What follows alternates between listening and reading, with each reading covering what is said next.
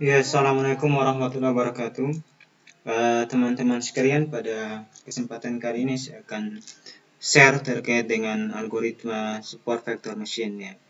Sebelumnya mungkin saya minta teman-teman yang belum sempat untuk mensubscribe channel saya untuk bisa di-subscribe. Oke, baik, jika sudah, kita langsung saja.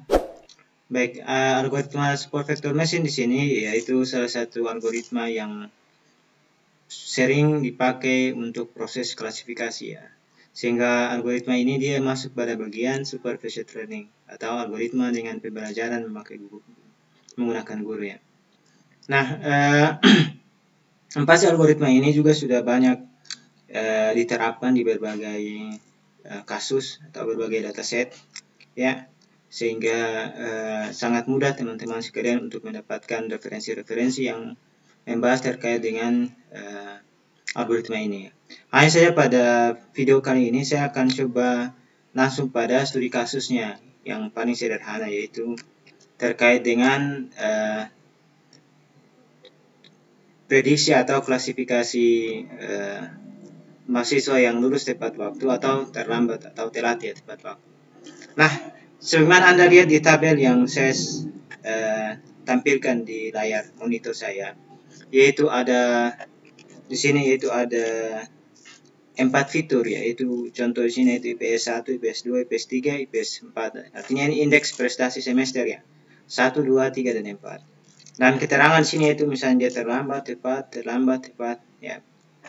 Kemudian di sini ada contoh sekitar ada berapa data? 7 data ya. Nah, masing-masing data sudah memiliki nilainya masing-masing ya. Ini misalnya IPS semester 1 nilainya IPK 2,53. Kemudian seterusnya ya, ini nilai nama mahasiswa anggap saja ini A sampai G. Oke, baik.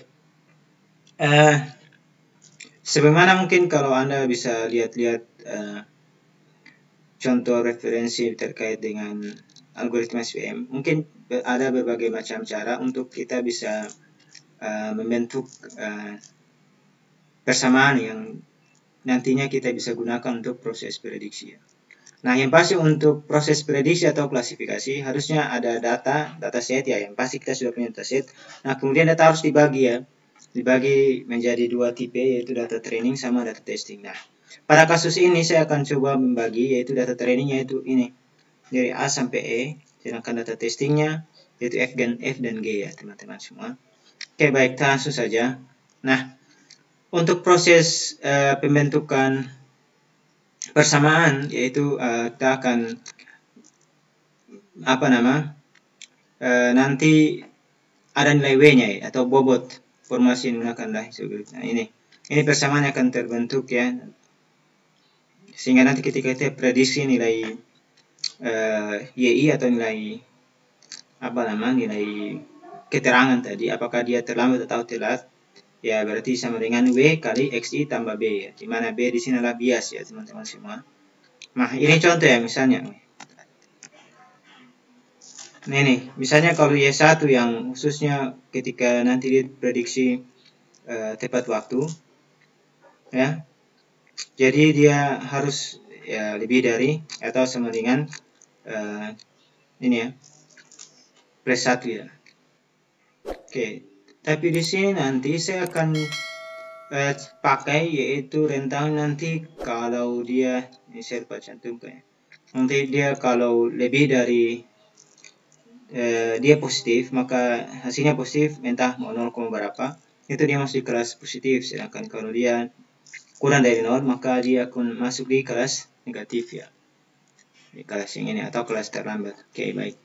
Nah, di sini kan ada sekitar 4, ini bukan ini salahnya, ada 4 fitur ya dari IPS 1 sampai IPS 6, sehingga nilai bobot atau nilai W di sini juga harusnya sampai 4 ya.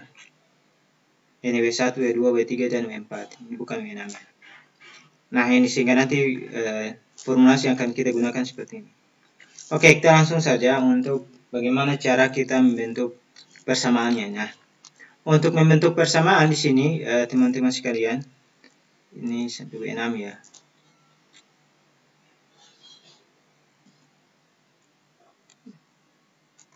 Bentar ya. Oh, ini W4 saya di cara kerja di sini W4 ya. Oke, nah untuk tahapan kita membentuk persamaan, kita akan memanfaatkan persamaan linear, yaitu nanti ada substitusi sama eliminasi ya. Nah, di sini yang pertama, ini W1. Di sini kenapa min? Ya. Kemudian ini ya nilai tadi, nilai set yang ini 2,53. Ini min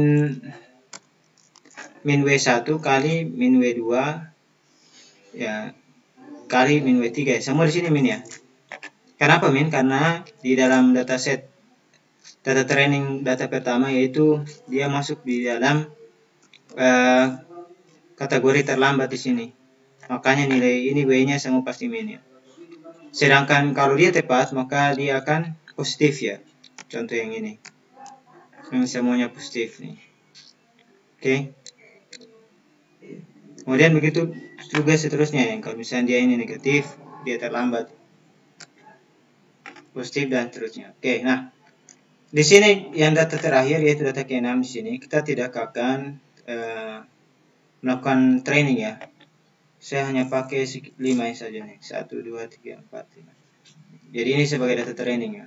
Nah, tahapan awal ya kita akan melihat atau menggunakan metode eliminasi ya. Eliminasi di sini yaitu saya akan mengeliminasi persamaan 1 dan persamaan 2 yang ini. Nah, yang ini. Di sini saya akan pakai yang W5, W6 ya. Ini kalau misalnya ada di 6 fitur maka sampai W6. Tapi kalau dia cuma saya gunakan 4 fitur maka dia cuma sampai yang ini. Oke. Di sini saya akan coba masuk atau input persamaan 1 dan persamaan 2 yang ini. Ini sama yang ini. Persamaan 1, 2. Oke. Nah, kemudian kita tinggal kurang eliminasi ya. Hasilnya seperti yang ini, teman-teman bisa lihat. Ya, karena kita gunakan itu metode eliminasi ya. Oh, ini hasilnya seperti ini. Itu juga seterusnya. Selanjutnya yaitu kita akan pakai persamaan 2 dan 3. Nah, ini. Dan di tadi yang pertama langsung terbentuk persamaan 6 ya. Persamaan 6 ini. Sedangkan yang ini dia akan terbentuk persamaan 7 yaitu hasil dari persamaan 2 dan 3. Sama juga kurang. Itu juga seterusnya ya. Nanti teman-teman bisa coba kalikan sendiri. Yang pasti saya sudah coba kali sendiri dan hasilnya sama ya. Tapi nanti teman-teman bisa lakukan sendiri lagi di tempat masing-masing ya. Kemudian di sini perhitungan eliminasi persamaan 3 dan 4 setelah 2 dan 3 kemudian 3 dan 4. Kemudian hasilnya membentuk persamaan 8 di sini. Udah. Persamaan apa nih ini? Oke. Kemudian lanjut lagi persamaan 4 dan persamaan 5 sehingga membentuk persamaan 9. Nah, kalau sudah sampai persamaan 9, ya kita akan mulai lagi dari persamaan 6 dan 7. Ya, persamaan 6 dan 7 yang dari yang ini. Ini dan persamaan 7. Yang sudah baru tadi, hasil dari persamaan 1 dan 2 dan 2 dan 3 ya. Oke. Itu juga seterusnya akan terbentuk lagi persamaan 10 yang ini nanti. Ini dia akan terbentuk persamaan berapa? Itu yang ini. Akan terbentuk persamaan 10. Di sini nilai W1, W2, W3, W4-nya sudah hilang. Oke. Nilai W4 sudah tidak muncul di sini. Lanjut lagi persamaan 7 dan 8 akan terbentuk persamaan 11. Oke. Sini W4 masih ada. Karena kita belum mensubstitusi nilai atau mencari nilai masing-masing. Oke, terbentuk persamaan 11, 89 terbentuk persamaan 12. Nah, setelah semua sudah dapat, baru kita mencoba eliminasi W3 ya. W3 karena di sini W4 sudah tereliminasi kalau tidak salah. W1, W2, W3 ya, W4 sudah tidak ada di sini.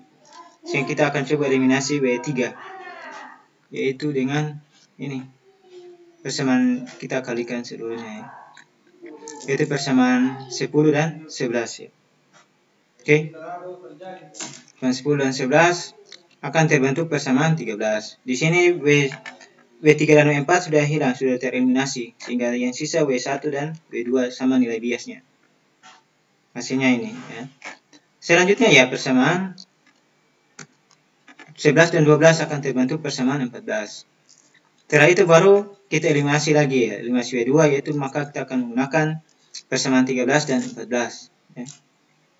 Ini persamaan 13 dan 14 akan terbentuk persamaan 15 nih. Nah, kalau kita sudah eliminasi W2 maka akan hilang nilai W2, yang sisa nanti sisa W1. Kalau ini kan kalau kasih kurang langsung hilang 1,8114 W2, kalau dikurangi maka ini hilang, maka akan sisa nilai W1 ya. Nah, ini nilai W1. Sehingga nanti kita dapat W1 itu sama dengan 0,436. Baru kemudian nilai W1 ini ya, kita substitusi lagi ke persamaan 14. Kenapa harus substitusi? Biar kita dapat nilai W2. Nah, sehingga akan kita dapat nilai W2 itu sama dengan min 0,035 itu nilai W2. Sedangkan tadi yang sudah diketahui yaitu nilai W1 itu ini. Nah, nilai W1 dan nilai W2 sudah kita dapat, maka kita akan cari lagi nilai W3, yaitu nanti dengan substitusi di salah satu persamaan ya. Sini saya akan kita substitusi di persamaan 12. Ya, itu nilai W1, nilai W2 yang ini. Substitusi di persamaan 12, hasilnya sama dengan ini, nilai W3 langsung kita temukan, yaitu 0,039. Selanjutnya kita cari lagi nilai W4. Karena kita sudah ketahui nilai W1, W2, dan W3, maka tinggal kita substitusi di persamaan 9 yang ini. Ya, kita cantumkan semua nilai ya. Nilai W1, W2, W3 kita masukkan. Nilai 4 ini masih tetap ini yang belum ada. Maka hasilnya ini dapat, teman-teman bisa coba lagi hitung sendiri pasti ini. Kalau keliru mungkin bisa di komen ya di video ini ya. Nah, W1, W2, W3, W4 semuanya ya. Karena kita sudah punya nilai W1, W2, W3, W4. Selanjutnya kita cari nilai bias ya. Kita tinggal input atau substitusi di persamaan 5 ya. Ini persamaan 5. Nah, kita masukkan seluruh nilai ya sesuai persamaan 5 tadi slide sebelumnya. Hasilnya itu sama dengan ini. Ya. Min 0,17 ya.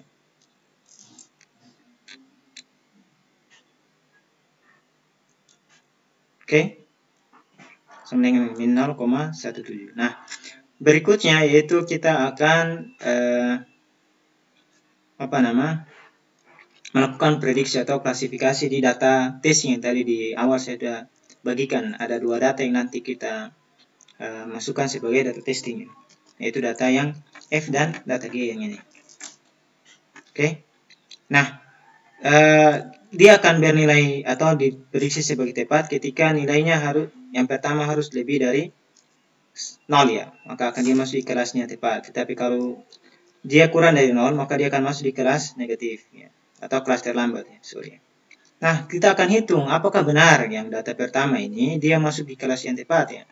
Berarti kita tinggal input atau masukkan nilai masing-masing bobot tadi yang sudah kita punya.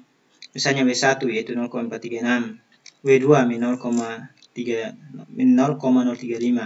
nilai W3 0,039, W4 yaitu min 0,101, dan yang terakhir bias yaitu 0,17. Hasilnya ini sama dengan, kalau teman-teman kalikan semua, hasilnya sama dengan 0,881. Dan kita cek di sini ya, apakah dia di kategori yang pertama sini atau yang kedua. Oh, ternyata dia di kategori yang pertama, yaitu masuk di kelas positif, sehingga dia akan masuk di sini betul. Dia akan terprediksi secara tepat. Jadi data pertama ini kalau dihitung akurasi ya dia 100 ya. Dia benar artinya. Kemudian data G. Data G di sini kita masukkan semua nilai ya. Hasilnya sama dengan 0,2849. Ternyata dia juga masuk di kategori yang ini. Ya, teman-teman sekalian, dia masuk kategori yang ini. Dan kalau kita cek, ternyata dia terprediksi secara salah ketika kita menggunakan persamaan ini. Jadi data ini dia malah terprediksi secara salah. Atau nilainya ini. Ya, karena dia di sini kan masuk kategori tepat nih, yang data kedua nih. Oke? Jadi sehingga kalau data dari dua data ini sebagai data uji, kalau kita hitung akurasinya berarti sama dengan 50% saja. Kenapa? Karena ada satu data yang diprediksi salah atau keliru, itu datanya. Nah, di sini data tipe ini nanti kita bisa main-main ya. Kita bisa coba lagi dengan 0,5 atau min 0,5 seperti itu ya. Ya, nanti kita tinggal ganti-ganti saja di nilai yang ini ya. Oke, sehingga nanti mungkin bisa berubah di akurasi sini. Oke, itu sekiranya yang bisa saya share terkait dengan bagaimana atau tutorial untuk menghitung algoritma standar deviasi secara manual ya. Mungkin itu saja yang bisa saya sampaikan. Jika ada pertanyaan mungkin bisa komen di video ini. Dan jangan lupa untuk share jika merasa bermanfaat. Dan yang belum sempat subscribe untuk di-subscribe dan jangan lupa bunyikan loncengnya. Oke, mungkin itu saja. Assalamualaikum warahmatullahi wabarakatuh.